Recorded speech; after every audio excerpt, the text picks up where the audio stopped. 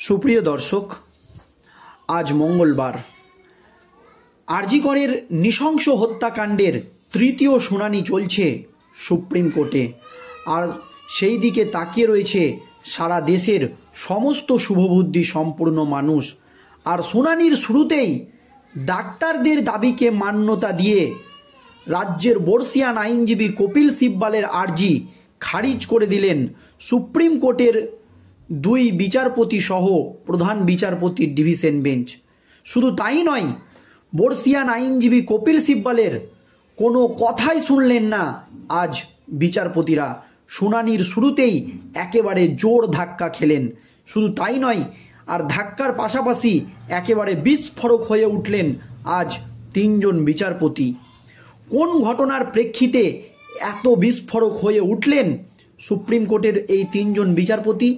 দর্শক দেখুন, আপনারা জানেন আরজি কর কাণ্ডে মহিলা চিকিৎসকের নৃশংস হত্যাকাণ্ডের পর প্রথম দিন থেকেই কর্মবিরতি পালন করছে রাজ্যের জুনিয়র চিকিৎসকরা, যার ফলে রাজ্যের স্বাস্থ্য ব্যবস্থার বেহাল দশা। ক্ষোভে ফুঁসে উঠেছে গোটা বাংলার মানুষ। মুখ্যমন্ত্রী মমতা ব্যানার্জি বারবার তাদেরকে আবেদন করেছেন তারা যাতে কাজে যোগ দেয়। তার পরপরও কিন্তু জুনিয়র চিকিৎসকরা তাদের ন্যায্য দাবিতে অনড়।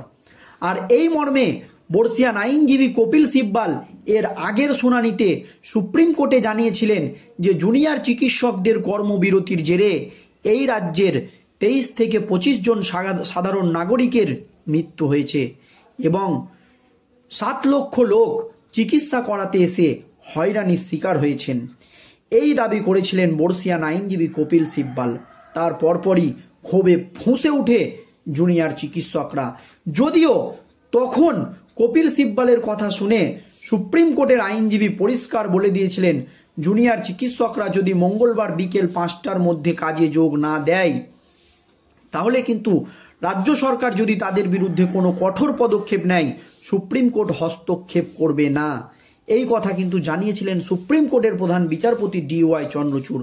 তবে কপিল সিব্বালের এই দাবি সম্পূর্ণ ভিত্তিহীন এবং মিথ্যা জানিয়ে দেয় রাজ্যের জুনিয়র চিকিৎসকরা, এবং তারা পরিষ্কার বলে দেয় যে সুপ্রিম কোর্টকে বিভ্রান্ত করার জন্য এই তথ্য তুলে ধরেছেন বর্ষিয়ান আইনজীবী কপিল সিব্বাল। এই দাবি কিন্তু জুনিয়র চিকিৎসকরা করেছিলেন। শুধু তাই নয়, তার পরপরই স্বাস্থ্য ভবনের সামনে তারা ধর্ণা এবং অবস্থান বিক্ষোভ শুরু করে। মুখ্যমন্ত্রী মমতা ব্যানার্জির সঙ্গে লাইভ স্ট্রিমিং করে নবান্নে বৈঠক করার কথা বলেন তারা, কিন্তু রাজ্য সরকার বা মুখ্যমন্ত্রী মমতা ব্যানার্জি লাইভ স্ট্রিমিং করে বৈঠক করতে রাজি হয়নি। তার পরপরই কালীঘাটের বাড়িতে পৌঁছায় ডাক্তারেরা। তবে এই লাইভ স্ট্রিমিং নিয়ে আবারও সেই বৈঠক ভেস্তে যায়। আর এই লাইভ স্ট্রিমিং নিয়ে প্রশ্ন উঠতেই বিস্ফোরক হয়ে উঠলেন সুপ্রিম কোর্টের তিনজন বিচারপতি। দর্শক দেখুন কিভাবে কপিল সিব্বালের যে দাবি তাকে খারিজ করেছেন এবং তুলোধনা করেছেন তাকে। সুপ্রিম কোর্টে আরজি কর মামলার শুনানির সরাসরি সম্প্রচার বন্ধের আবেদন জানান বর্ষিয়ান আইনজীবী কপিল সিব্বাল। সুপ্রিম কোর্টের যে শুনানি আমরা দেখতে পাচ্ছি আরজি করের, সেই শুনানি বন্ধের আবেদন জানান শুনানির শুরুতেই কপিল সিব্বাল। প্রধান বিচারপতি DY চন্দ্রচূড়ের বেঞ্চ পশ্চিমবঙ্গ সরকারের পক্ষের আইনজীবী কপিল সিব্বালের আবেদন শুনানির সরাসরি সম্প্রচার বন্ধ রাখা হোক, এই আবেদন তিনি করেন সুপ্রিম কোর্টের তিনজন বিচারপতির কাছে। যদিও রাজ্যের আবেদন মানলেন না সুপ্রিম কোর্টের প্রধান বিচারপতি, স্পষ্ট জানিয়ে দেন শুনানির সরাসরি সম্প্রসারণ বা সরাসরি সম্প্রচার বন্ধ করা যাবে না। শুধু এই কথা বলেই তিনি ক্ষান্ত হননি, তিনি কিন্তু আরও বিস্ফোরক মন্তব্য করেছেন। মঙ্গলবার প্রধান বিচারপতির বেঞ্চে আরজি কর মামলার শুনানি ছিল। শুনানির শুরুতেই রাজ্যের আইনজীবী কপিল সিব্বাল বলেন, মামলা শুরুর আগে আমরা 5 থেকে 10 মিনিট বলতে চাই। তারপরই শুনানি সরাসরি সম্প্রচার বন্ধের আর্জি জানানো হয়। কপিল সিব্বালের বক্তব্য বাইরে বিষয়টি অন্যভাবে বলা হচ্ছে। এই মামলার সঙ্গে যুক্ত মহিলা আইনজীবীরা হুমকি পাচ্ছেন, আমাদের সম্মান রয়েছে। বলা হচ্ছে আমরা নাকি এজলাসে হাসাহাসি করছি। সেই কারণকে সামনে রেখেই সরাসরি সম্প্রচার বন্ধের আবেদন করা হয় সুপ্রিম কোর্টের প্রধান বিচারপতির কাছে।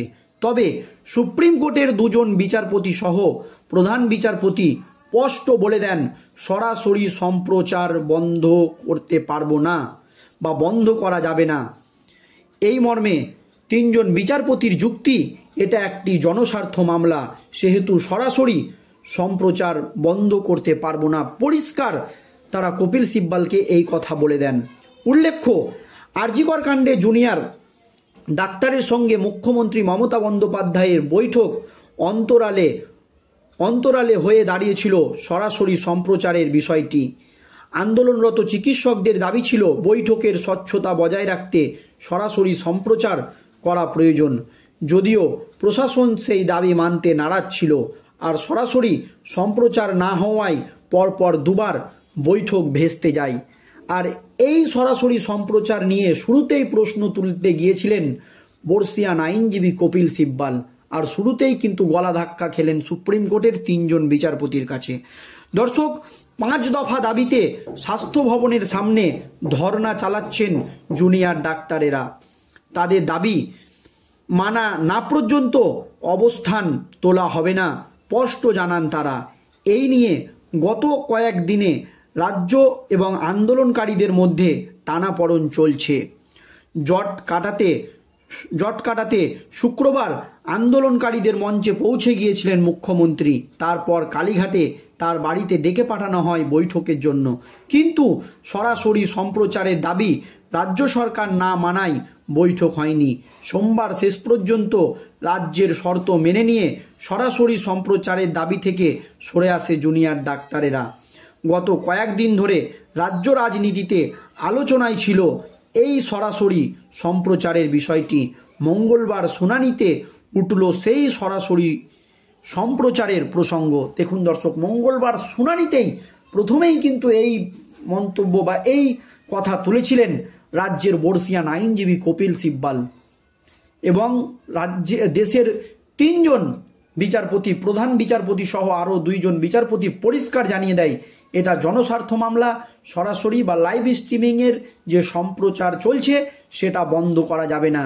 শুনানির শুরুতেই গলা ধাক্কা খান রাজ্যের বর্ষিয়ান আইনজীবী কপিল সিব্বল। তাহলে প্রসঙ্গত এখানে একটি প্রশ্ন উঠছে দর্শক, যে এতদিন জুনিয়র ডাক্তাররা যে দাবি করে আসছিলেন যে তাদের যে বৈঠক হবে সেটাও লাইভ সম্প্রসারণ করা হোক বা সম্প্রচার করা হোক, তাহলে জুনিয়র ডাক্তারদের দাবিটা সঠিক ছিল? আজ প্রমাণ হয়ে গেল সুপ্রিম কোর্টে। এটাই তো আমাদের মনে হচ্ছে দর্শক। এই নিয়ে আপনাদের মতামত অবশ্যই ভিডিওর কমেন্ট বক্সে জানাবেন। ধন্যবাদ।